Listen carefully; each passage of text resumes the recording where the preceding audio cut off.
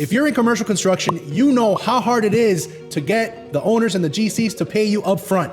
But is it impossible? Today, I'm gonna share with you a very little known strategy that I developed when I grew a commercial construction, a commercial drywall business to $7 million. I'm gonna show you how we got our money up front, how we had positive cash flow, and how we maneuvered the money in a way where we never got challenged, we never had issues, and it helped us grow our business. So before I Am Builders, I was part of growing a commercial construction, a commercial drywall business to $7 million a year. When I first started at that company, they were a very small organization, like a little mom and pop type shop. One of the things that I figured out on how to really grow the business is something that I call a strategic schedule of values. And what happens is a lot of contractors, they're struggling to get paid their money. Sometimes the GCs take, and the owners and the banks take 60 days, 90 days to pay. You wanna have the money on your side, in the bank, in your bank, and ultimately in your pocket and not in theirs. And what happens is a lot of contractors can't grow their business because they don't have the positive cash flow because they're waiting so long. They're financing the jobs and they're just waiting for the checks to come in, and they take forever, and it's slowing down their growth. In commercial construction, it's very common, it's typical that banks, owners, and general contractors are going to pay you 30 to 45 days after you submit your monthly invoice. So in commercial construction, they typically use what is called progress of completion billing, which means every month, whatever percentage you're at, around the 20th or the 22nd of the month, you're gonna submit a bill, a payment application to your bank or to the owner or to the GC, and they're gonna typically go put it through their system, and they're gonna pay you 30 to 45 days after the end of the month. Now, as a side note, to finance your jobs, you shouldn't be using your money. You shouldn't be using your cash. You should be using the bank, the same way real estate people do it, the same way the big companies do it. You should be getting credit lines, terms with your suppliers. But for some of you guys, you don't have credit lines. So the only thing you can do is use your cash. So for the purposes of this video, we're gonna talk about increasing your cash flow using this strategic schedule of values process. So now let's start off. Why can't GCs, banks, and owners pay us a deposit, trust us that we're gonna do the job correctly, and fulfill our obligations? Why can't they just give us the money up front so there's no issues here? The reason is because we could blame shady contractors, the guys that screw over others. You could blame the guys that have terrible cash management. You could blame those who don't finish the job, that they start the job and they don't finish it. You could blame those people who are bad at estimating and that do a bad estimate and later on realize they underbid the job and walk off the job and they can't finish it. So construction is a very, very risky business. Now, where there is more risk, there's gonna be more rules to protect the guy paying, the guy writing the checks from being ripped off and screwed over. So these are rules like, we don't pay up front. We only pay when materials are delivered on site. We only pay when our client pays us. We keep a 10% retainage to make sure you finish the job and you finish it correctly. And my favorite, you're not allowed to front load. Well, we could take 60 days and 90 days to pay you, but you can't put money more in the front of your contract than from the back. And let me introduce you guys to my favorite word. It's a bad word in construction, but that's why we're not gonna talk about the actual word. We're just gonna do it. It's called front loading. So front loading is basically when you take money from the back of your contract and you put it more towards the front of the contract.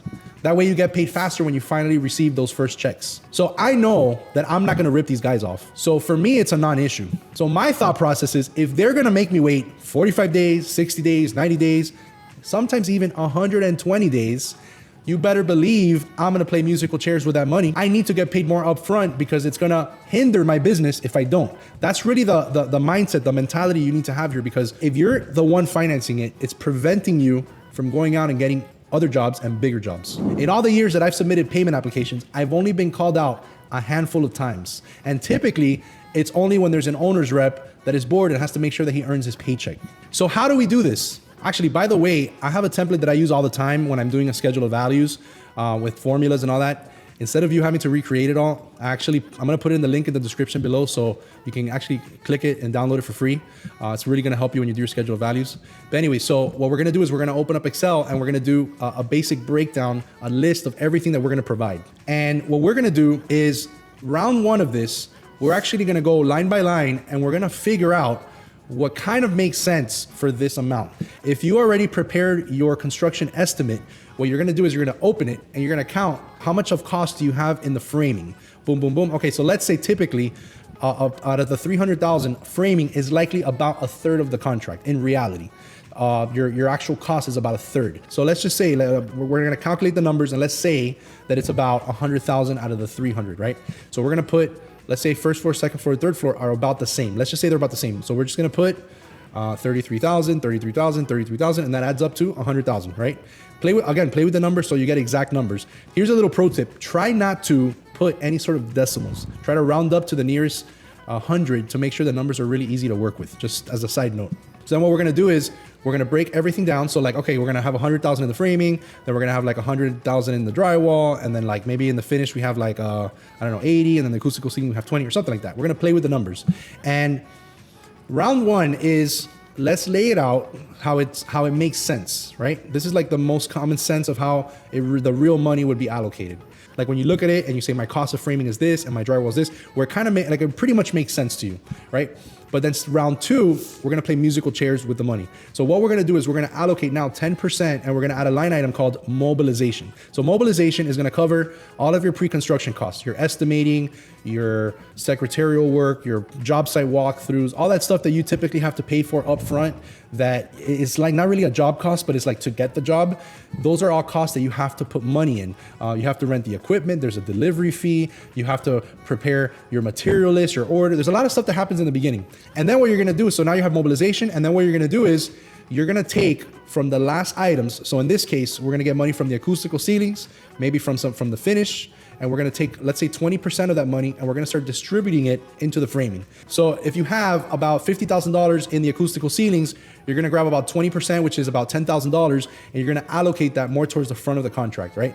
And then you're gonna break it down and you're gonna see how that looks. And then you're gonna take from the finish, boom. Then you're gonna take from the drywall, from the drywall hanging, boom. And you're gonna allocate and you're gonna start playing musical chairs and moving the money around. Listen, don't be scared to do this, because the worst thing they could do is, you're not bidding the job, you already won the job. So at this point, the worst thing they can do is say, hey, your schedule of values doesn't make sense, please revise it.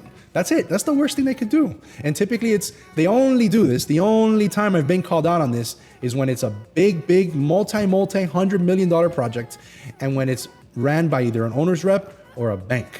That's it. Because banks have people that this is their job, is to check the numbers. But if you're doing tenant build outs, if you're doing anything that's like $1 million, $2 million, even 10 million, those are not big projects at all. Those are relatively small to medium sized projects. So anything like that, they're not gonna call you out on it. And think about this, every general contractor is getting 15 to 20 invoices every single month, times the number of jobs they have. Do you think those guys really have time to sit there and calculate and read the numbers?